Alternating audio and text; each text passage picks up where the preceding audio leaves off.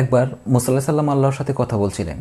তিনি আল্লাহকে জিজ্ঞাসা করলেন, হে আল্লাহ, আপনি আপনার বান্দাদের মাঝে কেমন ন্যায় বিচার করেন, আমি কি তা দেখতে পারি? আল্লাহ তাআলা বলেন, তুমি একটি গাছের নিচে দাঁড়াও, আমি তোমাকে একটি ঘটনা দেখাবো। হজরত মুসা আলাইহিস সালাম একটি গাছের নিচে দাঁড়িয়ে রইলেন, কিছু পানি পান করলেন।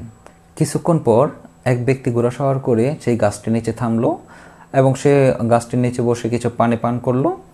পানি পান করার সময় তার থলে থেকে কিছু স্বর্ণ মুদ্রা সেই গাছটির নিচে পড়ে গেল। সে টের পেল না এবং সে নির্দ্বিধায় পানি পান করে চলে গেল।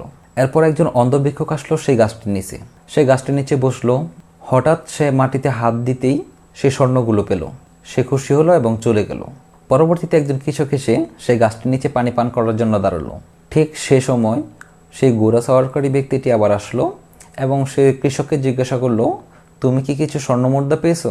কৃষক কিছু জানতো না বলে বলল, আমি কিছু দেখিনি। কৃষকের কথাটি ঘোড়া সওয়ারকারী ব্যক্তির বিশ্বাস হলো না। তাই সে রাগান্বিত হয়ে কৃষককে মেরে ফেলল এবং সেখান থেকে সে চলে গেল।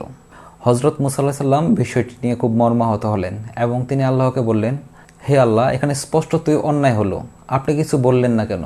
আল্লাহ তাআলা বলেন, হে মুসা, যে ঘোড়া সওয়ারকারী ব্যক্তি আজ টাকা হারিয়েছে, সে এক সময় অন্ধ ভিক্ষুকের টাকা অন্যায়ভাবে নিয়ে গিয়েছিল। আজ আমি সেই টাকা তাকে ফিরিয়ে দিয়েছি। আর যে কৃষক মারা গেল, সে এক সময় ওই ঘোড়া সওয়ারকারী ব্যক্তির বাবাকে হত্যা করেছিল। আজ আমি তার বদলা নিয়ে দিয়েছি। হে মুসা, আমি আমার বান্দাদের নিয়ে কখনোই অন্যায় করি না। তোমরা শুধু দেখতে পাও না আমার সুবিচারের পিছনের জ্ঞান।